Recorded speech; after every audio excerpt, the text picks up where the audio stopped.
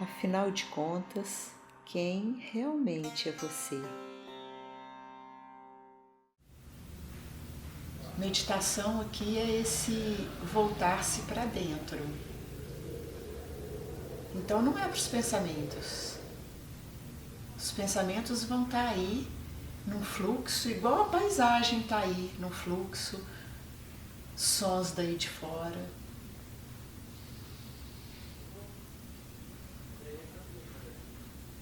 Então, o primeiro cuidado que a gente tem nessa autoinvestigação, porque aqui é uma autoinvestigação profunda, é de perceber que os pensamentos também estão fora.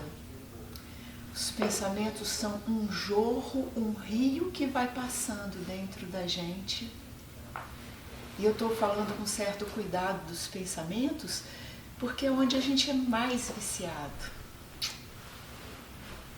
É onde a nossa educação, o nosso treinamento, o nosso condicionamento mais colocou ênfase. No que eu estou pensando é aquilo que me define, é aquilo que eu acredito, então é como eu me comporto. E às vezes os pensamentos eles são muito óbvios. Parar um pouquinho aqui, você vai pensar um monte de coisa, né? São superpostos também. Vai pensar que paisagem bonita, nossa, tá frio, por que a Viti está falando? Não, eu concordo, discordo, isso tudo são jorros, é um jorro, isso tudo é um fluxo, são fluxos de pensamento.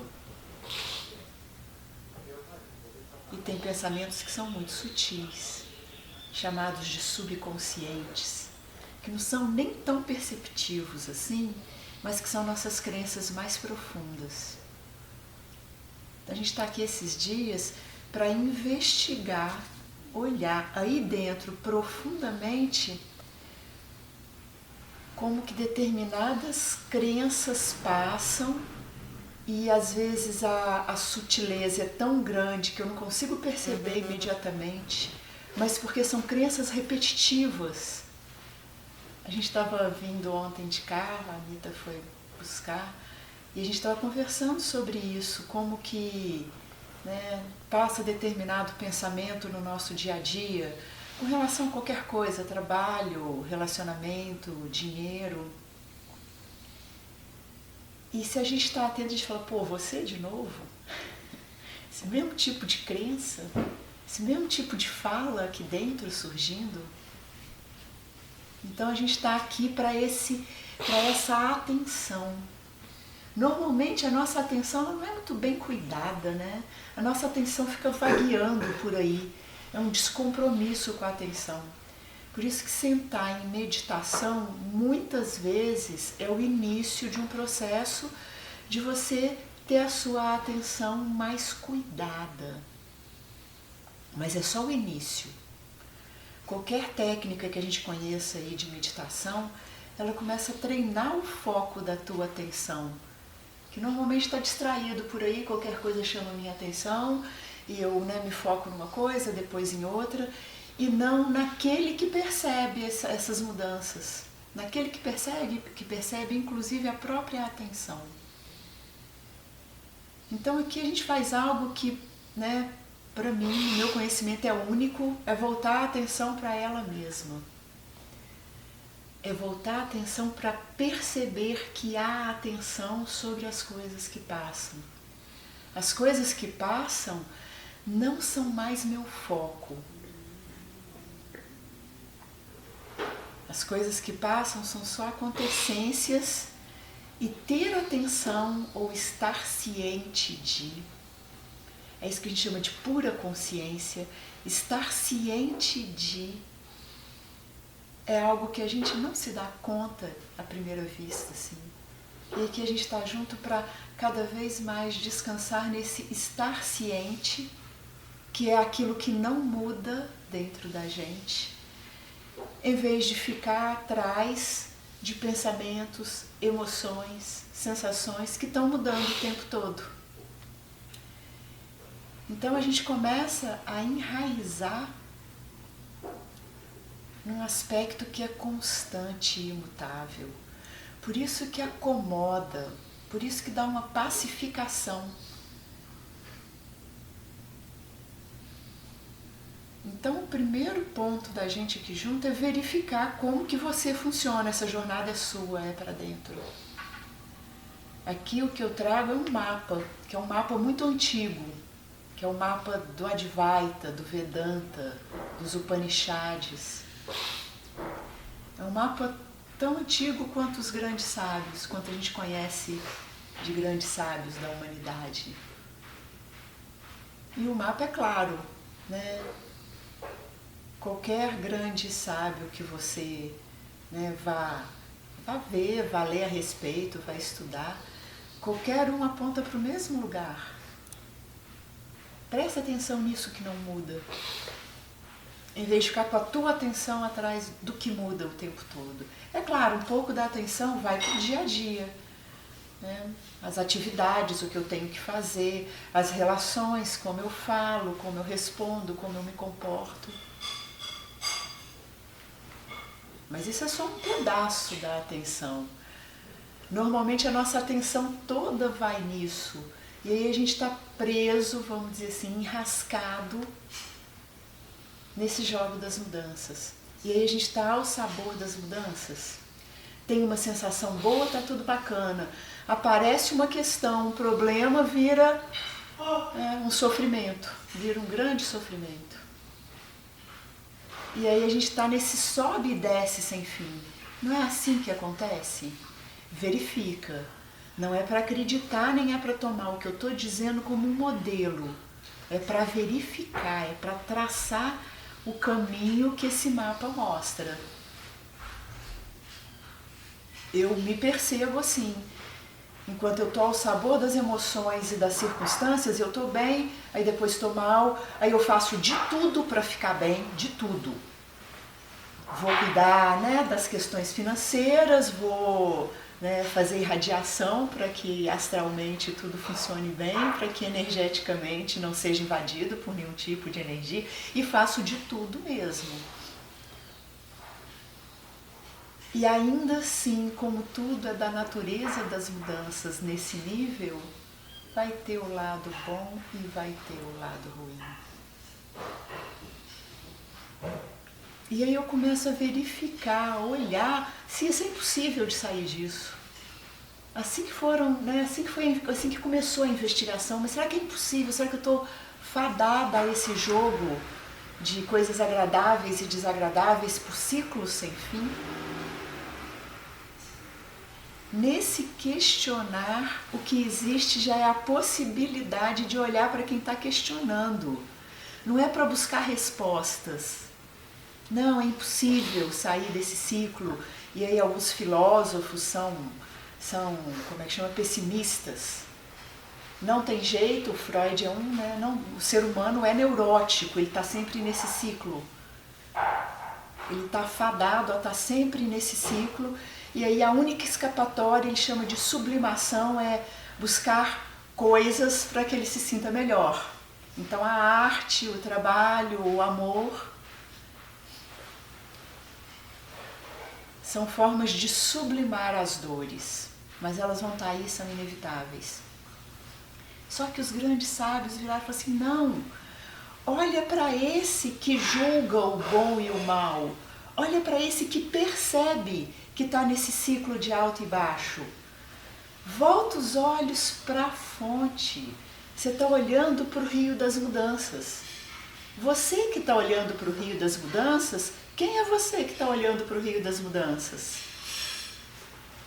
Aí a gente começa a olhar para dentro.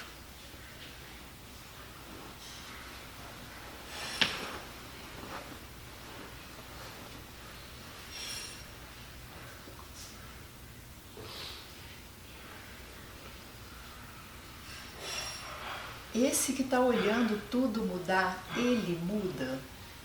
Isso é uma pergunta que vocês têm que fazer para vocês mesmos. E vocês têm que responder essa pergunta. Esse que está vendo tudo mudar, ele muda? Isso não é uma pergunta intelectual.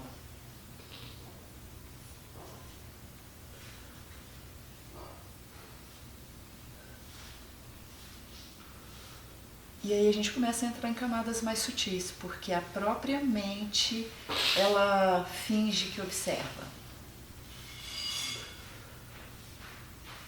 Ela também percebe. Olha que instrumento maravilhoso. A mente é um órgão.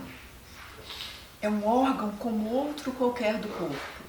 O pulmão é um órgão do corpo que tem a função de oxigenar e dar energia através do oxigênio e do calor para a vida, né, nesse corpo. A mente é um órgão do corpo que tem a função de organizar, pensar, sintetizar para cuidar dos afazeres desse corpo. Mas é só um órgão.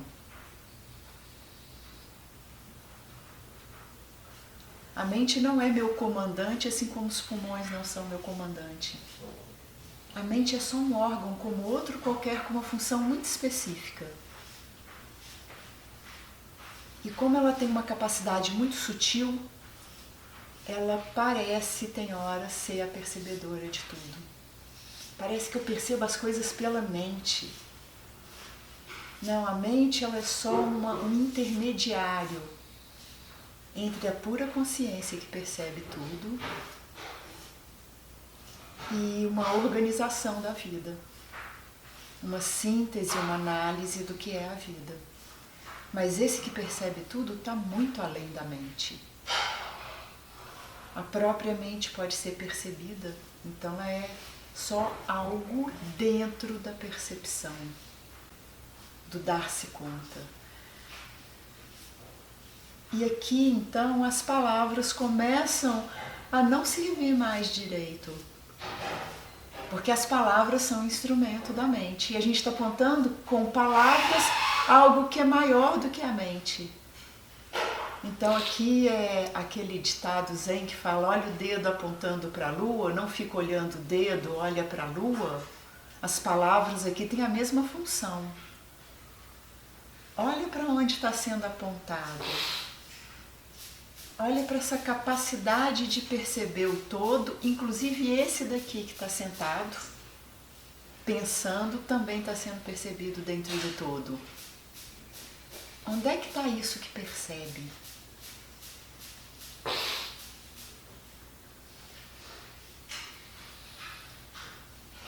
E aí, na minha percepção, ou seja, a única coisa que eu posso dizer é como esse instrumento daqui acessa isso.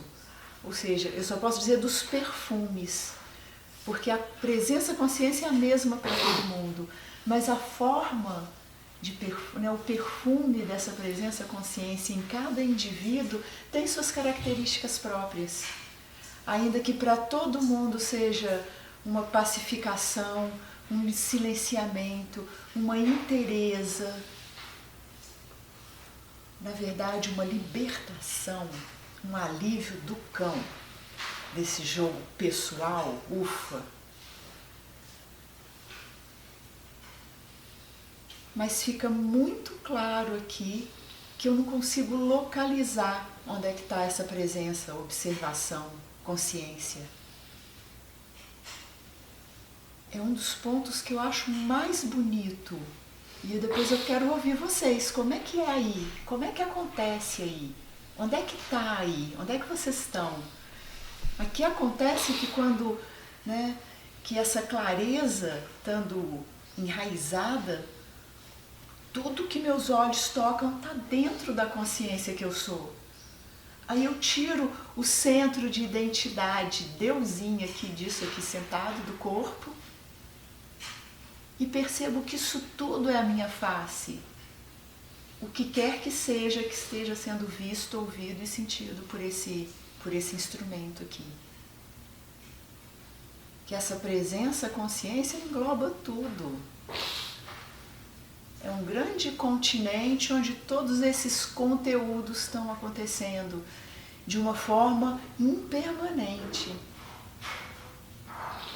Mesmo uma árvore que toda hora que eu olho ela está ali, pelo menos nesse período pequeno de alguns minutos, Mesmo assim, ela some e desaparece quando eu olho para o outro lado e reaparece quando eu vejo. Até ela é impermanente.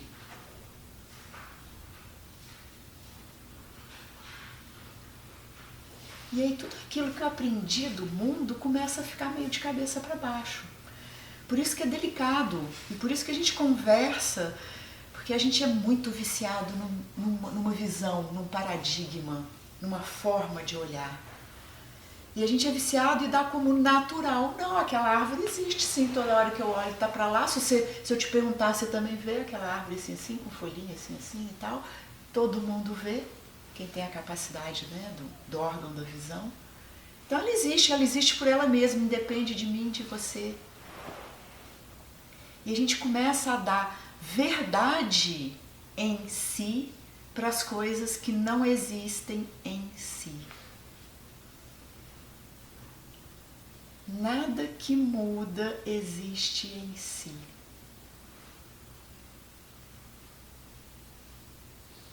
Há que se saber, dar o testemunho do que é.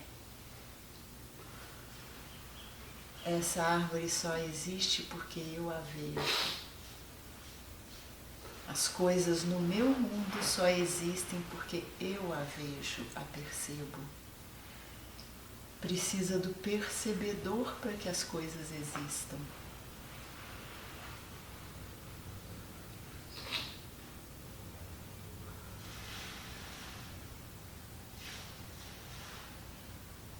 E esse percebedor, ele percebe tudo, inclusive esse daqui, que está sentado aqui, vendo as coisas.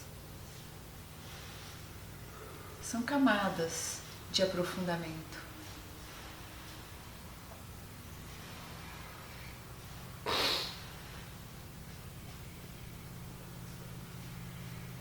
E aí então, quando eu busco esse que percebe tudo, eu não consigo encontrar. Eu vejo que ele não é um objeto que eu encontro. Igual quando eu olho a árvore, eu encontro a árvore. Quando eu olho os pensamentos, eu encontro pensamentos. Quando eu busco as minhas sensações e emoções, eu posso encontrá-las. Eu me volto para o campo emocional e encontro. E quando eu olho para esse que percebe tudo, onde tudo surge, tudo se vai, eu não encontro. Não é algo que eu possa encontrar. Essa presença, consciência é o que eu sou. É a fonte de tudo, é a origem de tudo. Por isso que se diz que você nunca vai se encontrar por aí. Não adianta sair se procurando que você não vai se encontrar.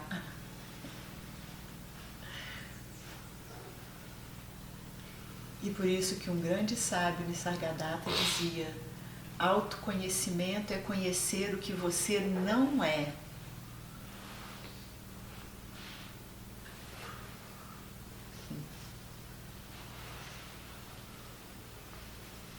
Como nos foi ensinado tudo ao contrário, né? As coisas estavam de cabeça para baixo.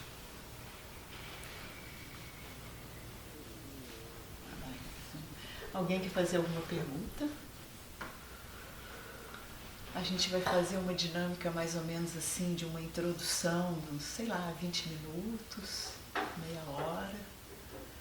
Aí a gente conversa um pouquinho, dá um intervalo, come alguma coisa, vai no banheiro, aí faz uma outra rodada de 50 minutos. Depois dá uma caminhada conscienciosa aí. A proposta é essa.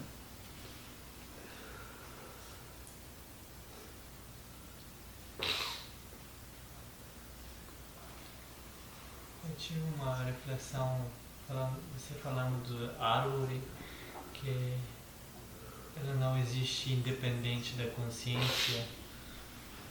Eu fiquei assim, não sei, talvez seja uma viagem, mas sentindo como que seria essa consciência percebendo pelos olhos do árvore, porque ela está ali também. Aham, aham. Como que ela percebe, nessa forma, percebe a gente, por exemplo, sabe? Sim, sim, sim.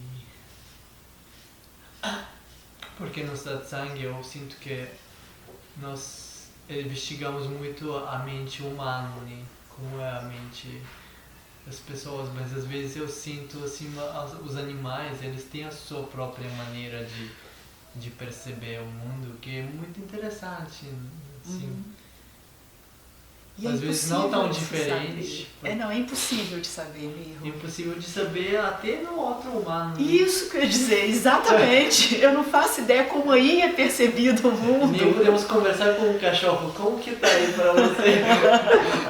Mas Uau, talvez como é de alguma isso? forma, com alguma forma de empatia, podemos Sim. intuir Sim. alguma coisa nessa. Mas sempre vai passar pelo filtro, Da mente. de como isso daqui percebe. Né? É sempre uma forma muito única a percepção em cada um. A única a ponte, vamos dizer assim, de unidade, ela está nessa presença consciência, que a única coisa una, que é o ser que dá ser a tudo que é, e que se molda energeticamente em bilhões e bilhões de formas.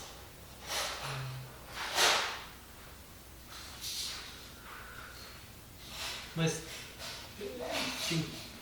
assim, a gente tem alguma memória celular até, de ser uma árvore, de ser um animal, um passarinho. De alguma forma existe dentro também, mas não exatamente. Não, nesse modular-se da presença consciência, eu vou até tirar o tempo daí, Mirro. Não como uma memória celular, mas como uma capacidade de acesso a todas as modulações.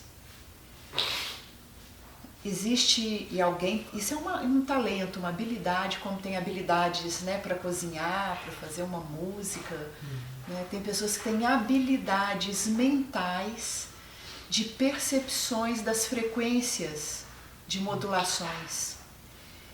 E como o ser humano sempre passa pelo filtro dele, ele coloca no tempo como, né, eu já fui mineral, eu já fui vegetal, eu já fui animal. Tem até um poema do Rumi, agora eu sou humano, seremos anjos, né? E isso é só um mito, é só uma historinha contada pela mente que faz historinhas com o tempo. Mas o que eu percebo, a minha experiência direta, e aqui a gente está atrás de experiências diretas, é que quanto mais eu me desapego desses jogos fechados de identidade, eu, minhas coisas e tal, e mais descanso na inteireza do todo, mais perceptível é esses jogos de modulação, que a mente nem é minha. A mente, ela é uma mente una também, não tem dois mesmo. Não tem dois. E na hora de traduzir, vai passar por essa mente aqui. E ela vai contar uma historinha qualquer. Sim. Né? Para comunicar com o outro humano. Isso. E a gente começa a perceber, quando a gente estuda um pouquinho a mente, que passa por arquétipos. Que no mundo inteiro tem um arquétipo que fala da destruição. A Kali na Índia, Jeová, o Deus destruidor dos judeus. Aqui os índios têm, sempre, eu não sei o nome, mas o Tupã que destrói, o raio que queima tudo. Então são arquétipos, são forças arquetípicas que cada um com seu nome, com a sua cultura, fala sempre da mesma coisa. Dos jogos das mudanças, de criação, permanência, destruição, os jogos emocionais, alegria, tristeza, raiva, os jogos relacionais, o afeto, a reprodução, o nascer, os heróis, os mitos dos heróis e dos bandidos, é igual. Você vê que é igual. Ou seja, existe na verdade uma unidade em todos os níveis. E se você for para o seu mito pessoal, a tua historinha é assim também. De criação, destruição, de amores e raivas, do seu lado bonzinho e do seu lado malzinho, né? De formas sutis ou de formas intensas, mas a mitologia é a mesma para todo mundo. E nada disso é o que eu sou. Eu só posso conhecer aquilo que eu não sou. Então, só um cuidado, Mirro, com relação a essa curiosidade, para que isso não te capture de tal forma que você entre no mundo da floresta. Como isso funciona? Como é a mente? Os mitos? Uau! Então vou estudar a mitologia, né? Olha a quantidade de livros. Né? E é um mergulho em floresta sem fim. O que não há nenhum problema, é lindo, é gostoso. Somos contadores de histórias. A própria ciência é uma história, a física quântica é só uma história. Aquela narrativa daquela moça ontem é uma história que aí alguém virou e falou assim, não, quando não se tenha o conhecimento da ciência, cria-se mitos. Mas a própria ciência é um mito. Na hora eu não falei, mas ficou, né? A própria ciência é um mito. A criação dos elétrons é só uma criação. Eles nem existem mais se eu estudo mais um pouquinho. São pacotes de modulações de energia. Mas há 100 anos atrás, 150 anos atrás, os elétrons era ciência real. É tão mito quanto, né? Sei lá, Thor e Odin.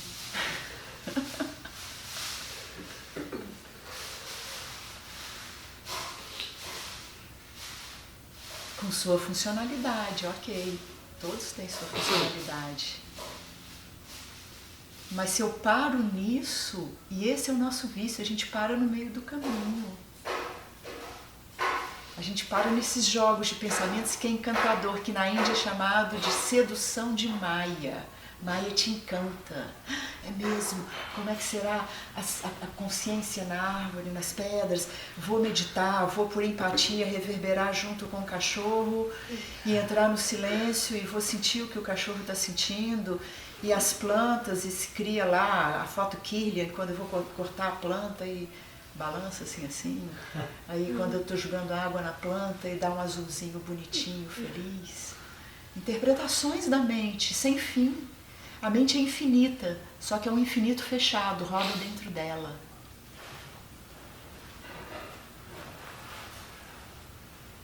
Se a gente para aí, a gente está encantado, adormecido como a Branca de Neve que mordeu a maçã e dormiu.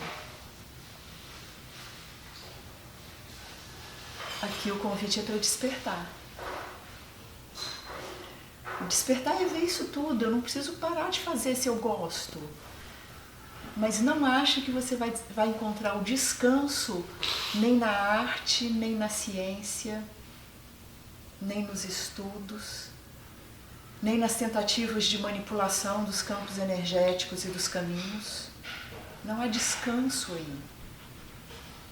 Numa linguagem mais religiosa, você só vai conseguir encontrar o descanso no bem-amado, naquilo que não muda. Aquilo que muda de uma forma sem fim não nos dá descanso. E vira uma guerra, não sei se vocês percebem, quando passa por aqui esse jogo de mudanças, eu estou sempre querendo determinada sensação e estado e querendo fugir de determinadas coisas. E aí vira uma guerra sem fim de controle para que eu tenha essas sensações, essas circunstâncias e evite essas daqui. Essas não aconteçam para mim. Por isso que um dos grandes ensinamentos que vem é aceite o que é.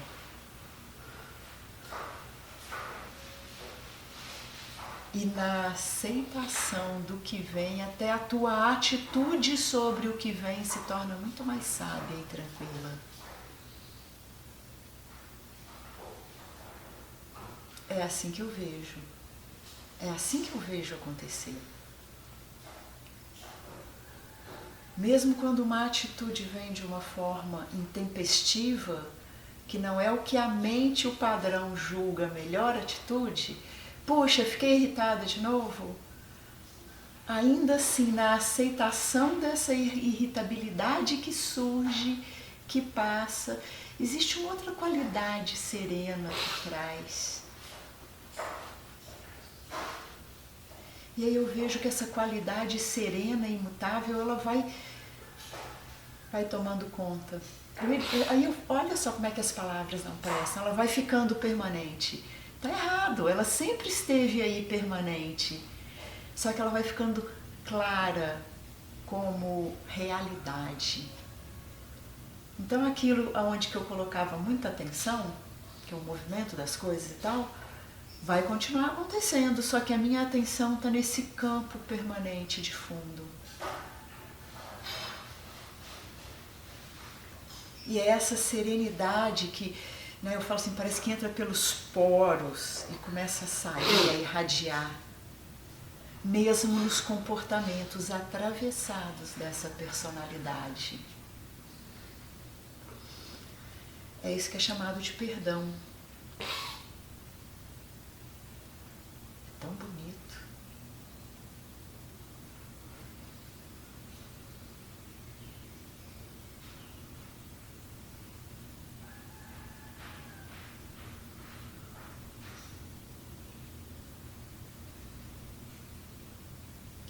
Então, só voltando, porque voltou isso agora aqui, é impossível saber o que esses olhos aí estão vendo, para mim e você, é impossível saber o que esses olhos aqui estão vendo, impossível. Como é impossível saber o que outros olhos estão vendo. Mas é muito claro que o que vê é o mesmo aqui, ali, em qualquer que seja.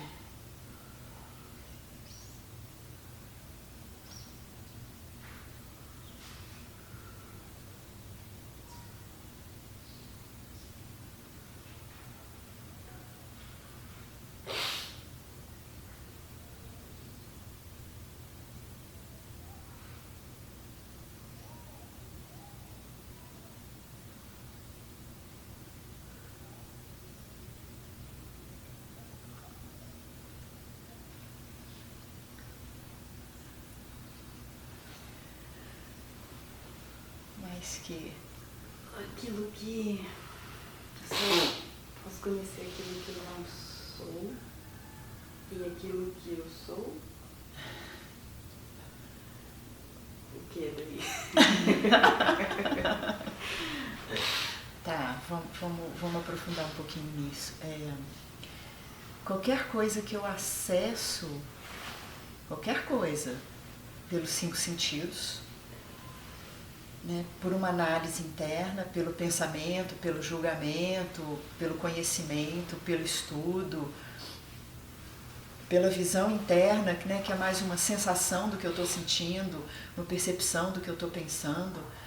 Tudo isso que eu acesso está fora, pode ser conhecido, então é um objeto que percebe. A mente é esse órgão que faz uma função de perceber e organizar algumas coisas. Então eu percebo que eu estou sentindo frio, por exemplo, então é esse computador que vai lá e arruma mais casaco, mais roupa, que percebe que eu estou me sentindo mal num ambiente e fala, vou embora, gente, ó, né? Te vejo amanhã, tchau, tchau. Né?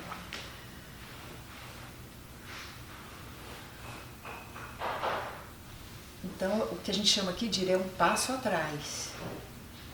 Um passo atrás, a própria mente que percebe tudo, que faz estratégias de vida, que tem condicionamentos, que gosta de algumas coisas e não gosta de outras, que são condicionamentos, que tem registros de aversão e prazer, condicionamentos de vida desde a infância, né? Você conhece um pouco desse mecanismo, né?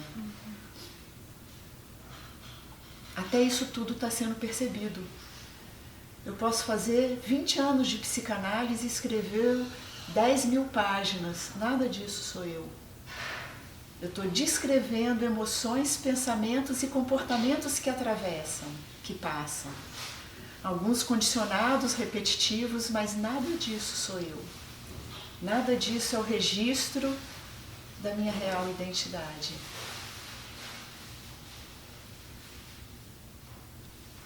Isso sempre presente, que eu vou chamar de pura consciência, onde tudo vem e tudo vai, intocado.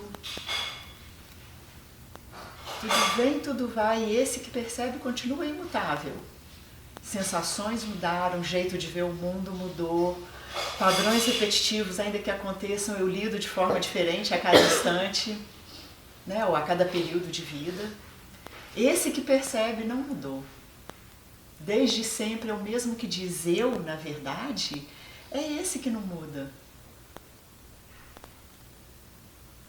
Se o que você dissesse eu fosse uma visão de mundo, quando você tem outra visão de mundo, você ia desaparecer. Ia ser um outro eu, ainda assim é eu.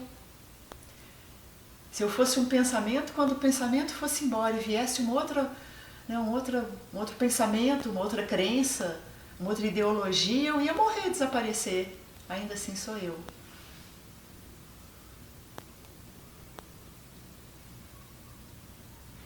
Da mesma forma que a gente faz essa brincadeira de apontar para os olhos e ver que isso que vê não pode ser visto, que você jamais viu seus olhos,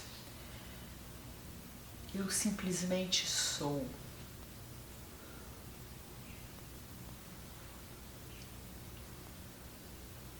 É um ato... Aí as palavras realmente elas ficam delicadas, né? Eu posso dizer que percebe a si mesmo, mas não perceber a si mesmo como eu percebo objetos, seja externos, sejam internos. É um ato de despertude, de clareza que é, simplesmente é.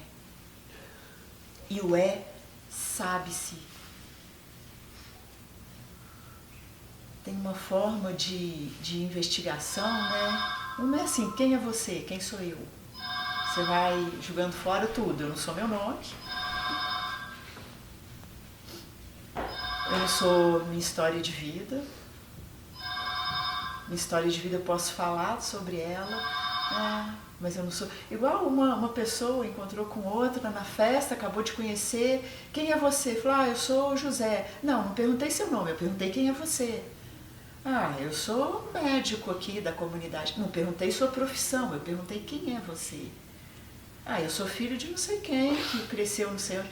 Não perguntei a sua história, eu perguntei quem é você.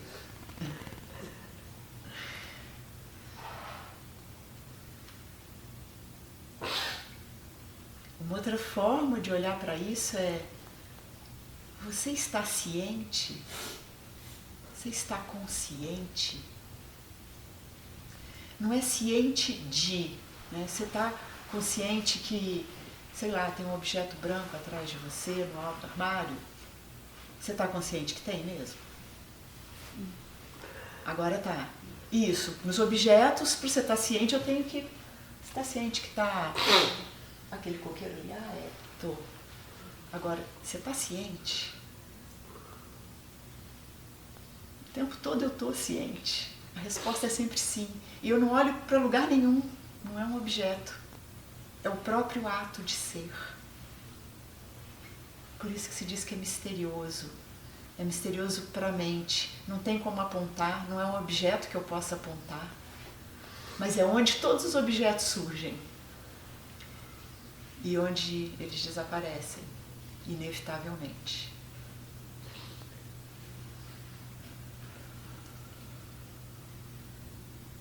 E é inegável. É inegável para qualquer um.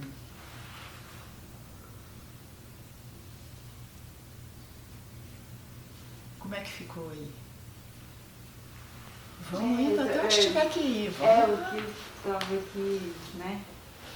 Realmente procurando um verbo que pudesse descrever. Aí você falou, sabe-se que é, né? Uhum. E aí, você falou também do perceber que foi o que tinha passado também. Mas aí talvez seja um perceber muito talvez pela ciência, não sei, algumas palavras que vão tentando aproximar. Isso. Estar ciente de, né? Estar ciente, ponto. Não é nem estar ciente de, né? É simplesmente ciência.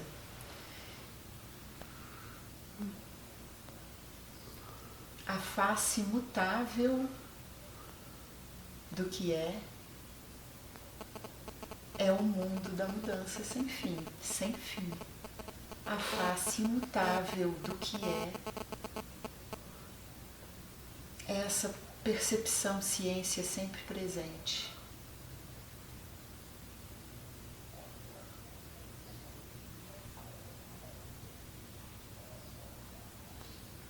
É por isso que aí a Índia manda bem pra caramba. Eles têm palavras muito mais adequadas.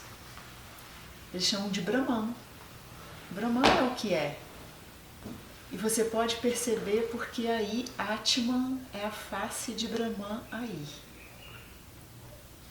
Que também é Brahman, que aliás é Brahman.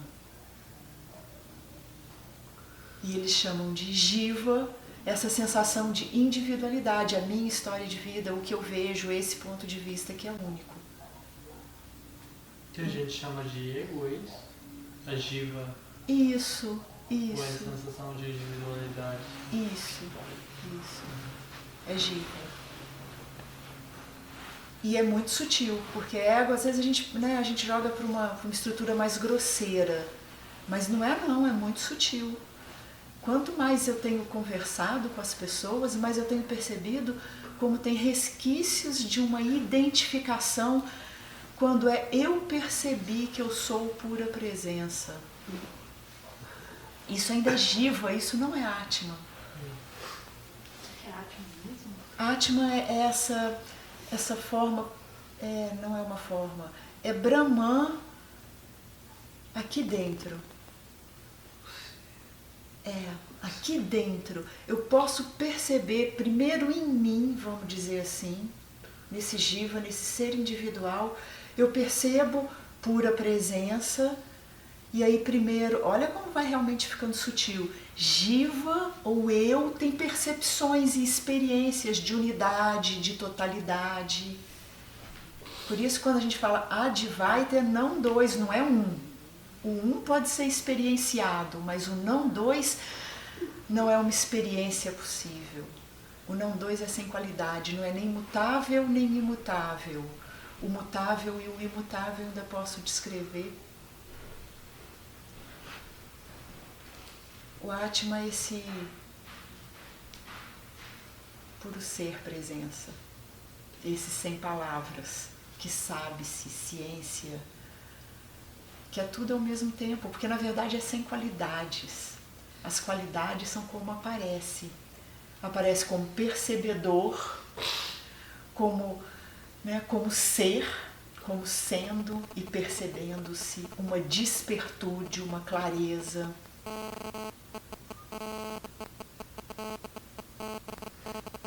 Isso a gente chama de perfumes do ser, perfumes de Brahman. Brahman é sem qualidades, por isso que no Zen e outros caminhos falam, ele não é nem mutável nem imutável, nem as duas coisas ao mesmo tempo, nem nenhuma das duas coisas. Eles sempre apontam essas 4 negativas. Ele não é nem visível, nem invisível, nem as duas coisas ao mesmo tempo, nem nenhuma das duas coisas. Porque está fora do campo da mente, né? Yes. A gente não consegue atingir nenhum dos dois. A mesma coisa que a gente pensar o que é o infinito, pronto, a gente para de pensar, porque não há como. Possível, não é possível. Fetiche, é possível a gente falar com algumas pessoas sobre a sabedoria, mas pessoas com transtornos mentais graves, com, não sei, esquizofrenias, né? Sim. Elas conseguiriam entender toda essa sabedoria profunda de que elas não são tudo isso? Elas estão num outro patamar de conversa, né? não é através dessa conversa discursiva, que essa conversa discursiva não faz sentido para elas. Sim. Né? É uma conversa mais mítica, que elas estão num mundo muito fluido, onde não há limites, né? E onde mesmo os campos de visão são modificados, elas realmente podem estar vendo bichinhos verdes andando por essa parede, né? Então é um outro campo de relação. Para esse tipo de pessoa, o que eu percebo, né, na minha experiência, estou pensando se tem algum ensinamento sobre isso que eu já li a respeito, mas não. Mas eu tenho experiência, né, em hospital psiquiátrico. É você sentar você na presença do vazio que você é, do vazio todo, inteiro que você é. Existe uma ressonância. Ainda que a pessoa vá estar falando sobre, sei lá, né, os monstrinhos verdes que estão andando ali, e que ela é ministra da aeronáutica e que eu deveria entregar a carta para Dilma, porque não sei o quê, porque precisa resolver não sei o quê, ainda que ela estivesse lá nesse discurso, uma ressonância diferente acontece. Então esse apontar direto do Advaita porque a gente chamaria numa classificação bem ocidental da mente neurótica. A mente neurótica é a gente, né? Ou você é psicótico ou você é neurótico. É só uma primeira divisão. Ou você está esquizofrênico mesmo, não tem um treinamento de mundo que vê direitinho igual a maioria vê. Então você é um esquizofrênico e realmente, né, escuta e vê, e pensamentos e mundo concreto estão muito misturados. Ou você é um neurótico. Isso eu estou pensando.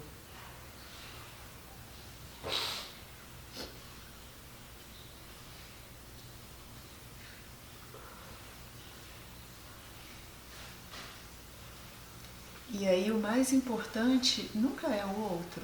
O outro é uma ressonância de você mesmo. O outro é sempre uma ressonância de você mesmo. Quem é você? Será que existe o outro?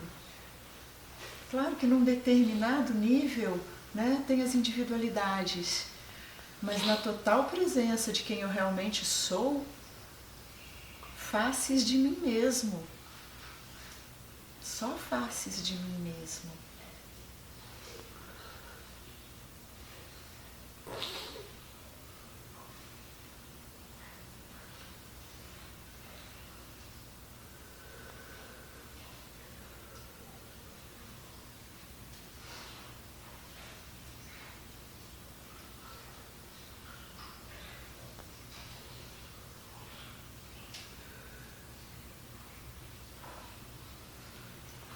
Então vamos começar hoje, né, numa prática que o que quer que seja que seus olhos toquem, vamos fazer a investigação da visão, o que quer que seja que meus olhos toquem, a imagem que está sendo vista e esses olhos que veem são uma só coisa acontecendo na presença consciência. Não tem eu vendo a árvore, eu vendo a biblioteca, as pessoas, a sala. Tem sala e ver a sala, uma coisa só acontecendo.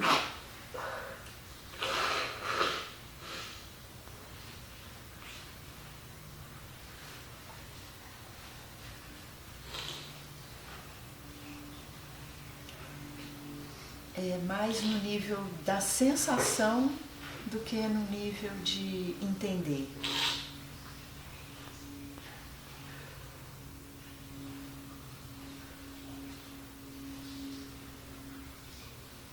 Se eu fecho os olhos, o campo de visão some.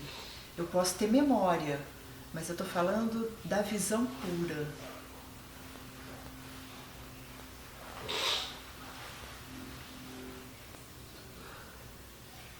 eu abro os olhos, tudo surge. O ver e o que é visto acontecem simultaneamente.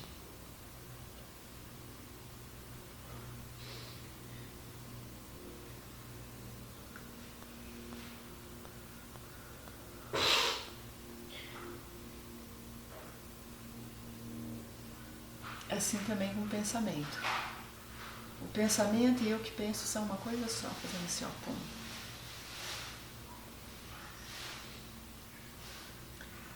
E aí a gente vai aprofundando na imediaticidade do agora.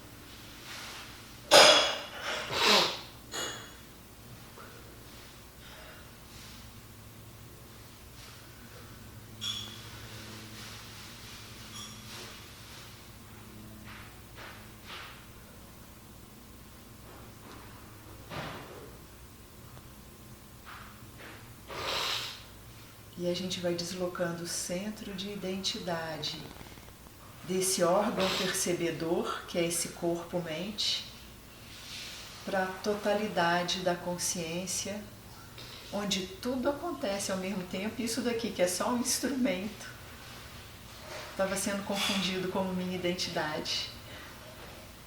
Foi você que disse isso uma vez, Mir, da primeira vez lá em Belo Horizonte, ou foi aqui alguém, não me lembro bem. Foi o Pradhan. Isso o instrumento é confundido com a natureza real.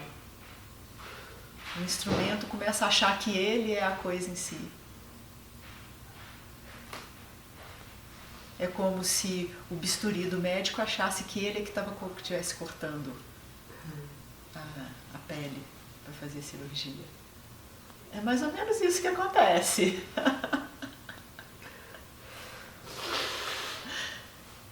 A gente começa a assinar, né? Eu estou fazendo isso, eu estou fazendo aquilo, eu fiz isso. Todo grande artista sabe que ele não é autor da arte dele. Todo grande artista sabe disso. Né? Tem gente que fala assim, deu um download aqui, eu não tenho nada com isso. Veio aqui, eu não tenho nada com isso. Tem um TED bem legal da Liz Gilbert falando disso. É que ela fez Comer, Rezar, Amar, sabe? Sei. Mas não sei o que ela disse. Ela é exatamente isso. Né? Ela vai descrevendo as várias formas que esse espírito chega e, sabe? E vai tendo as inspirações. E como vários outros artistas que ela foi ler também, era a mesma coisa. Todo grande artista tem essa intuição. O Eckhart chama isso de insight, né? O insight que as pessoas têm quando você fica vazio, por dentro você tem esse insight, e aí vem as criações mais belas. Aí ela escreve assim, às vezes ela tá no carro, assim, aí tipo vem a inspiração, não, agora não, não dá pra me concentrar pra anotar tudo que tá vendo agora não. Mas se eu for levar isso um pouco mais fundo, né, eu tenho que tá bem claro que nunca teve uma autoria aqui na minha vida. Não só para a obra de arte, para um momento de inspiração, para um momento de criatividade. Mas na minha vida inteira eu não posso assiná-la. Não posso assinar embaixo desse quadro. Não tem um fazedor. Eu não tenho nada com isso. Não tem um fazedor. Mesmo a ideia de ter um fazedor é uma coisa surgindo, só uma ideia, é só uma ideia surgindo dentro do que é. É só mais uma ideia surgindo dentro do que é.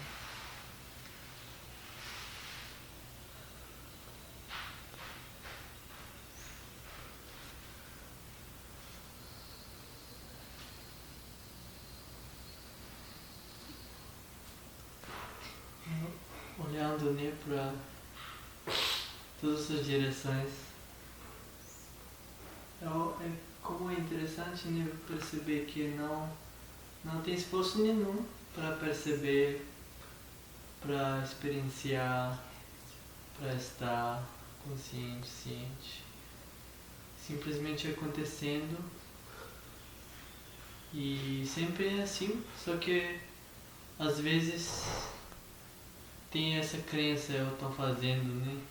Eu estou percebendo, eu tenho que alguma coisa que é diferente do que é agora. E isso que é uma mispercepção da realidade. Que a realidade é um esforço, tem que ser diferente, tem que fazer alguma coisa, sem questionar se fazer dó. E chega esse momento de, tudo está acontecendo, eu cheguei aqui, né? Esse corpo chegou aqui naturalmente, sem esforço. O satsang está acontecendo. E é assim. Uma câmera muito melhor que a sua. Né? Assim, Sim, tudo, sim. a vida acontecendo. Isso.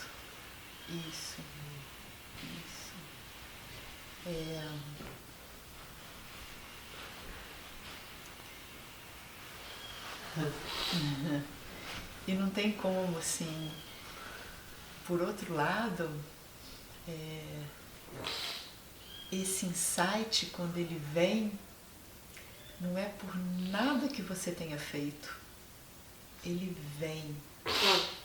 E se ele não vem, não tem como fazer. Disse assim, a consciência, quando quer despertar para si mesma, não há nada que impeça. A consciência, quando não quer despertar para si mesmo, não há nada que você consiga fazer. É um dar-se conta que não tem jeito, ou ele vai acontecer, ou ele acontece, ou ele não acontece. De qualquer jeito, relaxa. De qualquer jeito, relaxa. E por isso que tem um Rinpoche lá, do Dogen, muito engraçado, muito maluquinho. Eu gosto dessas galerinhas do Dogen, os tibetanos, eles são meio maluquinhos assim, né?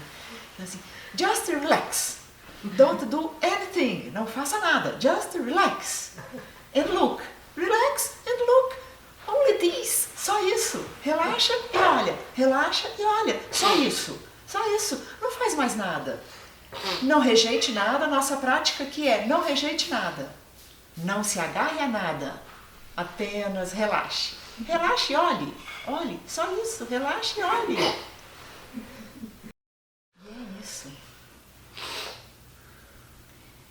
E é isso. Não rejeite nada, não se agarre a nada.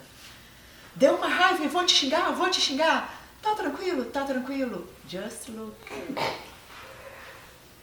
Não confunda o nível das atitudes com a presença, consciência.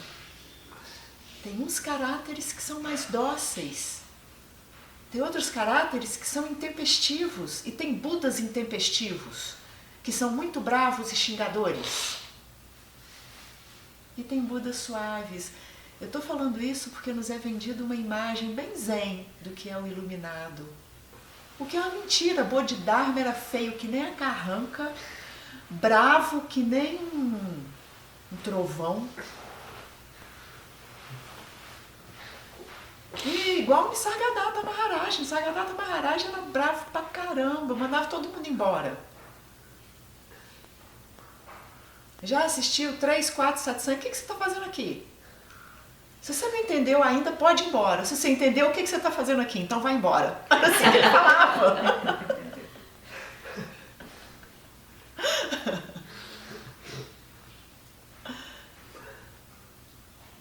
Eu acho muito legal para desmontar essas imagens que são muito arraigadas no nosso inconsciente. Vou ficar tranquilo, vou ficar zen, né? Aí, porque eu escuto muitas pessoas chegando para mim e falando assim, nossa, aquele cara, ele é iluminado. Não, ele só é um caráter tranquilo. O que é moda atualmente, né? Ser meio zen, tá na moda. Na verdade, ele deve não comer carne. Quem não come carne tem uma energia mais baixa mesmo, né? De modo geral. Tem organismos que faz muito bem comer carne, tem outros que não, né? Diz Yang Nisa. Ele só é lerdo. Tá faltando ali alguma coisa para dar um pouco mais de energia. Porque iluminar é não ter você. É saber de verdade quem você é não ter você. E aí o que perpassa aqui ganha uma outra qualidade, naturalmente. Em satsang a gente não está atrás de uma modificação do personagem, do caráter, do comportamento. A gente está atrás da verdade. Aqui é para quem tem sede de verdade. Afinal de contas, o que é isso? Eu falo que eu traduzo, eu tenho mania de traduzir para o tupiniquim brasileiro os grandes ensinamentos, né? O grande ensinamento do quem é você, de autoinvestigação, é, afinal de contas, que porra é essa?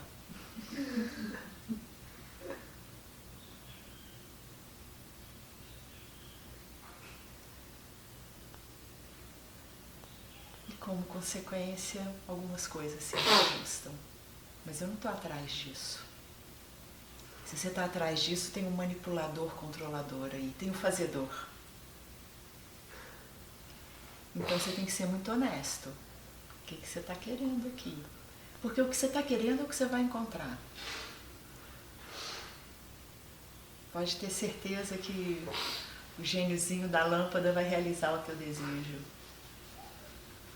Mas saiba que o pacote é inteiro. Se ainda tem o fazedor, vai ter o esforço do fazer e a dualidade de querer coisas boas e fugir das desprazerosas. É sempre regido pelo medo. Sempre.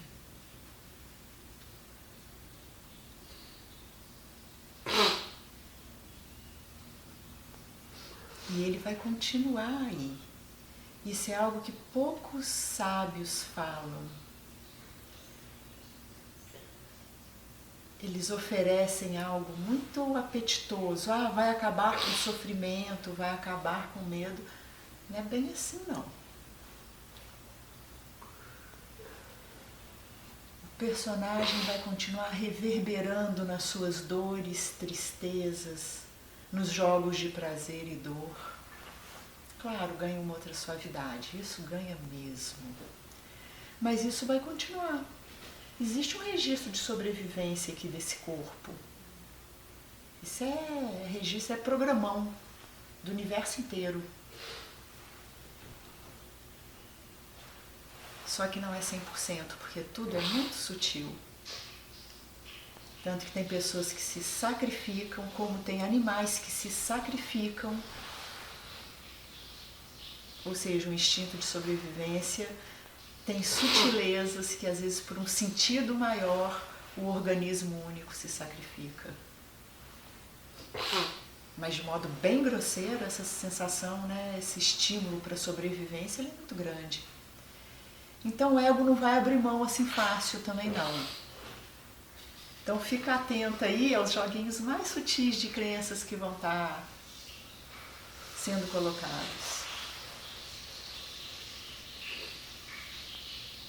E sabe como eu vejo isso? Eu vejo que ali também a consciência quer se mostrar que ela é a verdade, ali também. No que há de mais profundo. Aí eu vejo como eu funciono, esse jiva, esse euzinho funciona. Eu começo a ver o pacote inteiro, como funciona e como gostaria de funcionar.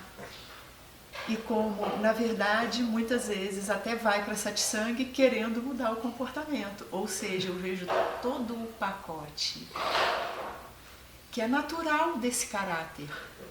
É natural. Só não para aí. Continua um passo atrás. E aí que eu falo que está perdoado. Está perdoado ser assim, está ok ser assim.